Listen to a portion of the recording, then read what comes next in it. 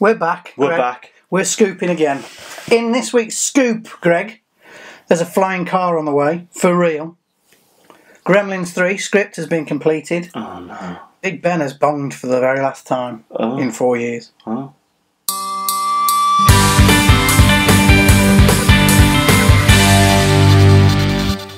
If any company were going to make a flying car, Greg, who do you think it would be? DeLorean. Yes. DeLorean apparently are back with plans to create a real-life flying vehicle. It's never going to happen, is it? DeLorean were one of the first people who promised us flying cars in Back to the Future too, weren't they? Which was better than the first one. Where we're going, we don't need roads. They are apparently working on a brand new vehicle. Paul DeLorean, who was the nephew of John DeLorean, who invented the original DeLorean. Could you say DeLorean one more time? DeLorean has revealed his plans for a two-seater vehicle called the DeLorean DR7. However, it doesn't look at all like the classic DeLorean. Then what's the point in that then? Well, it's going to fly, Greg. Yeah, but it's nothing like the TV film thingy. I'm sure Doc Brown would like to try it out, Greg. Perhaps I'll get him to do it first. Maybe. That'd be a good publicist. That'd be a good publicist. That'd be a good idea to put him in it first, wouldn't it? It would, yeah. So apparently it'll be made of incredibly light materials and have a special battery that allow it to fly up to 120 miles. That's from here to somewhere 120 miles away. 120 miles away, yeah. I suppose in America that's a bit pants because you fly 120 miles and you get nowhere. No, nowhere. But anyway, that's it. It's on the way. The DeLorean DR7, 2 seats and wings, and capable of folding back for easy storage, so you'll be able to get it in your garage. I can't wait, personally. I'm going to put my name down for one.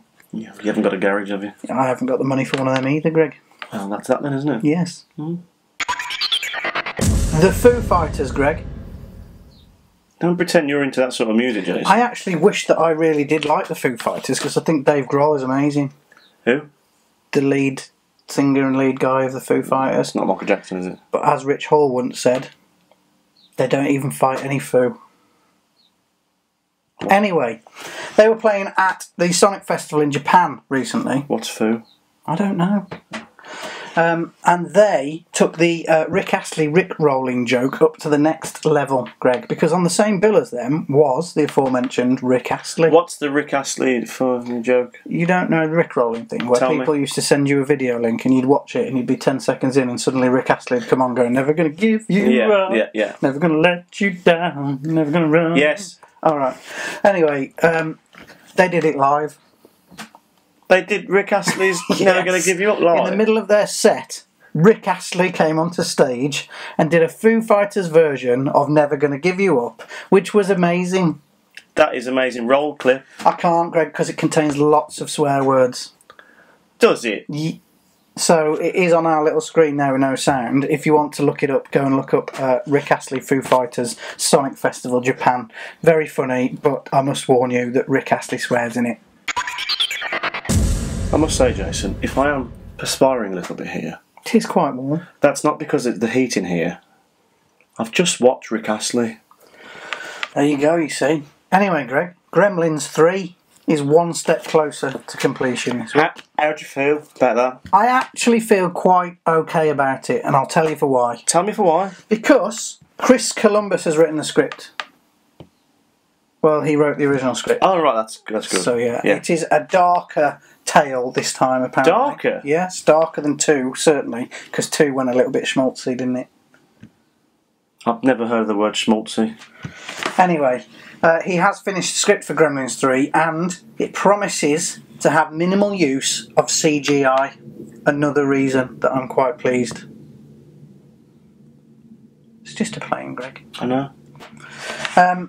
So, it says Chris Columbus has completed the script for the third in the Gremlins saga, and it is a twisted and darker tale than you have ever seen before. I'm not sure of that. Well, I don't know. He says, I'm really proud of the script. It's as twisted and dark as anything, so we'll see. It's always a budgetary conversation when we're going to shoot it. I wanted to go back to the really twisted sensibility of the first movie. I found it was a very easy place for me to fall back into and start writing again, so hopefully we'll see this movie very soon. So it's never going to be made, is it? Who knows, Greg? These things always tend to be talked about for a while and then never happen. I always think about Superman Returns took years and years and years and years to be made and come back. And then it was really disappointing. Very disappointing. But I think this will be the same. We'll see what happens. Keep your eyes peeled. We'll keep you up to date with Gremlins 3. Big Ben's bongs, Greg. He's bonged for the last time in 4 years. What are we talking about? Big Ben. The clock? Well, yes, but it's not actually the clock, is it? It's the name of the bell inside the clock. Oh, don't start. Just get on with it. People always think that it's the tower, but it's the bell inside. Who cares? It's Big Ben. The world cares, Greg. Anyway. It's all Big Ben. You may or may not know that Big Ben is undergoing a huge restoration on the tower and the glass and all of that. And I heard yesterday on the radio, Greg, there are over 13,000 pieces of glass in those clock faces.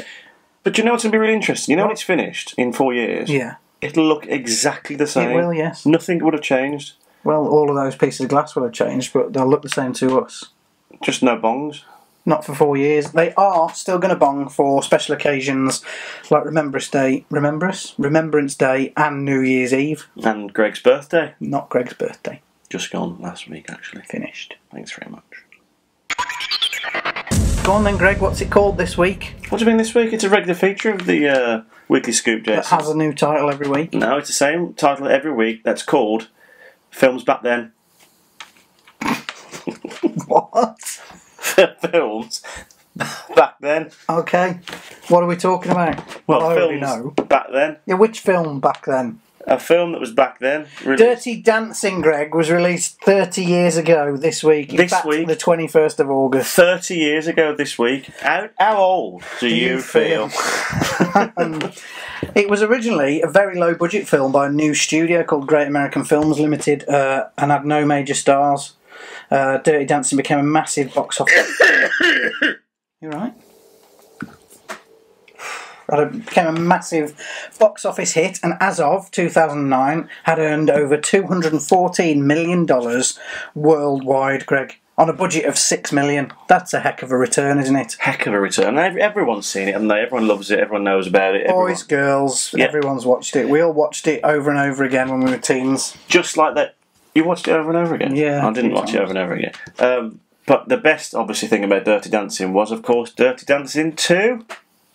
Wasn't it, Jason, that came out? What about the remake they've just done in America that nobody liked? Yeah, that's not going to be remembered ever, The is it? thing that actually made Dirty Dancing one of the best famous films ever was, of course, the performance of the cast, Patrick Swayze and... what's her name?